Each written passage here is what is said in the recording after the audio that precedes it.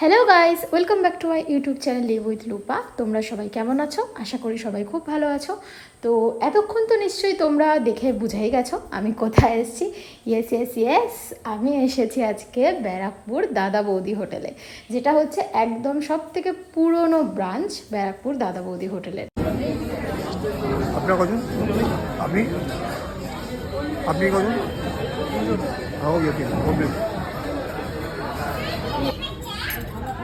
কি দাদা যেটা নাম দিলেন? Sir golden fried prawn. Golden fry prawn. Golden fried prawn কি বলবে এটাকে দেখে? বেশ বড় পিসটা, আর এটা দেখে মনে হচ্ছে এটা কিছু স্পেশাল কাইন্ড অফ সস জাতীয় কিছু একটা হবে না, নট এক্স্যাক্টলি সস, মেয়োনিজ বা সামথিং।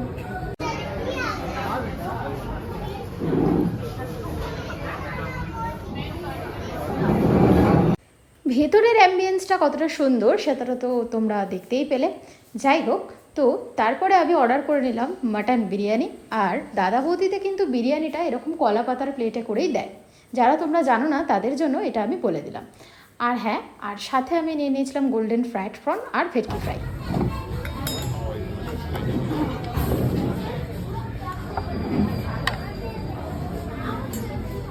এই ফ্রেঞ্চ ফ্রাই তো চাইনি গো, ফ্রেঞ্চ ফ্রাই দিলে ফ্রি, মানে ফিশ ফ্রাই দিলে ফ্রেঞ্চ ফ্রাই ফ্রি। হ্যাঁ sir, thank you.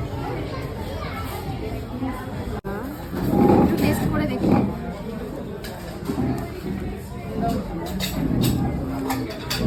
Spicy kind of mayonnaise, যেটার মধ্যে একটু চিলি দেওয়া আছে। আর এইটা হচ্ছে পুরোটাই, এটা হচ্ছে গোল্ডেন ফ্রাইড প্রন, যেটা ওপরটা আই গেস বেসন দিয়ে বানানো, কোটিংটা, ওপরের কোটিংটা। এবার একটু ভেঙে দেখা যাক খেয়ে কীরকম লাগে। ভীষণ গরম, ভাঙতে গিয়ে অবস্থা খারাপ হয়ে যাচ্ছে আমার। ওরে বাবা, ঠিক আছে একটু টেস্ট করি। ওপরের ব্যাটারটা ড্রাই নয়, বেশ স্মুথ, মানে সফট আছে। ইউজুয়ালি ওপরের যে ব্যাটারটা হয় মনে হচ্ছে সুজি দেওয়া আছে হালকা। অধিকাংশ রেস্টুরেন্টে এটা আমি যতবার খেয়েছি আমি ড্রাই পেয়েছি, কিন্তু এটা ভালো। This one is yummy. একটু এবার ভেঙে দেখাই।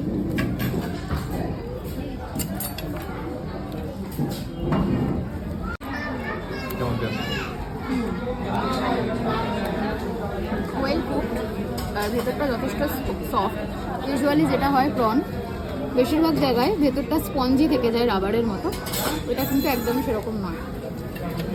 ভেতরটা বেশ সফট।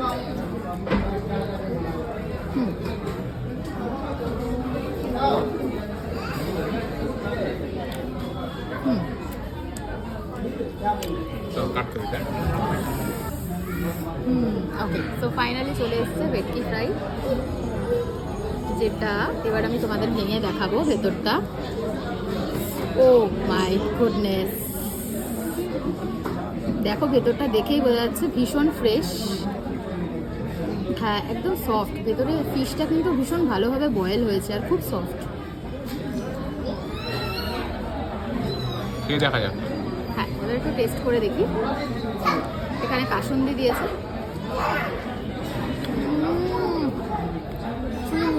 তোমরা একবার ডেফিনেটলি এটা কিন্তু ট্রাই করো, আসলে এটা মিস করো না। একদম মাস্ট ট্রাই আইটেম যেটাকে বলে।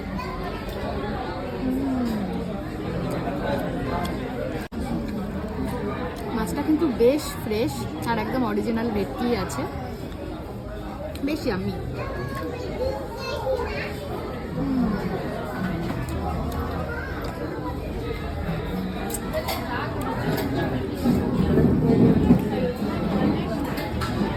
ভুলেই গেছিলাম ফ্রেঞ্চ ফ্রাইয়ের কথা। মাছটাকে পাত্তা দিচ্ছি, আলুটাকে পাত্তা দিচ্ছি না, আলু বলে খেয়ে দেখা উচিত।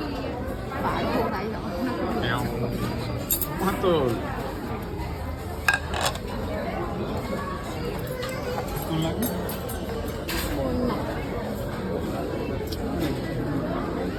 আগে তোলো তারা। আচ্ছা, মাটনের পিসটা খুব সফট আর অবভিয়াসলি চর্বির পিস দিয়েছে। আমি চর্বি পিস চেয়েছিলাম, আমি চর্বির পিস পছন্দ করি মাটনের, দেখে বুঝতেই পারছো একদম চর্বিওয়ালা পিস, ভীষণ সফট। আর বিরিয়ানির রাইসটাও কিন্তু বেশ ঝুরঝুরে। আর এই হলো আলুটা, আলুটাও কিন্তু বেশ সফট, দেখতেই পাচ্ছ। আমি জাস্ট হাত দিচ্ছি তাতেই ভেঙে যাচ্ছে। চলো এবার টেস্ট করে দেখা যাক।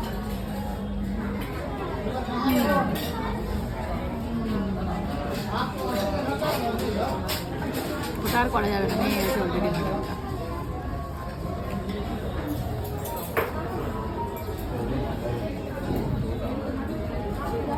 So big.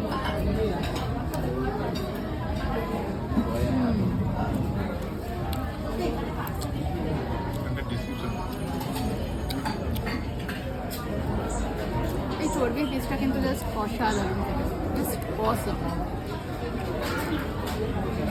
এই যে দেখেই বুঝতে পারছো এই পোর্শনটা ভীষণ সফট, হাত দিতেই ভেঙে যাচ্ছে।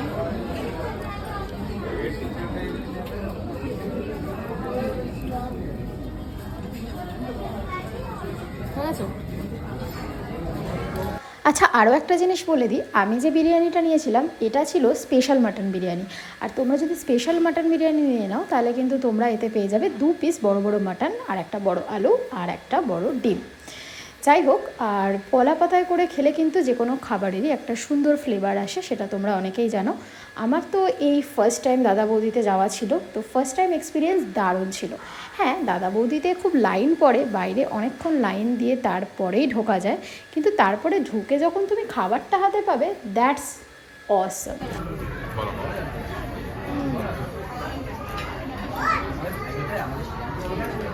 সামনে আমি বিরিয়ানি খেলে আর কোনো দিকে কনসেন্ট্রেট করা যায় না।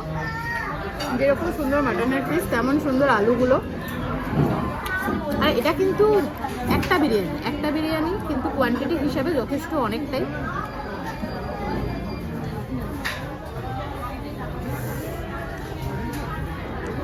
যাই হোক, সবশেষে আমি কোক দিয়ে ডিনারটা শেষ করলাম। তো সবশেষে শুধু একটাই বলবো যে এরকম মাখনের মতো নরম সফট মাটন বিরিয়ানি আর এরকম মাটনের পিস খেতে হলে দাদা বৌদিতে কিন্তু একবার যেতেই হবে। যতই ভিড় হোক আর লাইন হোক, তোমরা যদি একবার গিয়ে মাটন বিরিয়ানিটা হাতে পাও তখন মনে হবে যে সব কিছুই ওয়ার্দি ছিল। এনিওয়ে, তো চলো আবার দেখা হচ্ছে পরের ভিডিওয়ে। খুব তাড়াতাড়ি চলে আসবো তোমাদের জন্য নতুন একটা ভিডিও নিয়ে। যদি ভালো লাগে ভিডিওটা তাহলে অবশ্যই লাইক করে দিও, সাবস্ক্রাইব করে দিও, আর কমেন্ট করতে কিন্তু ভুলো না।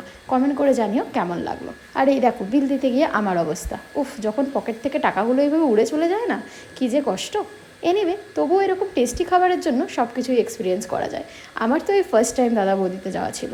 তো তোমরাও যদি কখনো যাও জানিও কেমন লাগলো। চলো দেখা হচ্ছে পরের ভিডিও।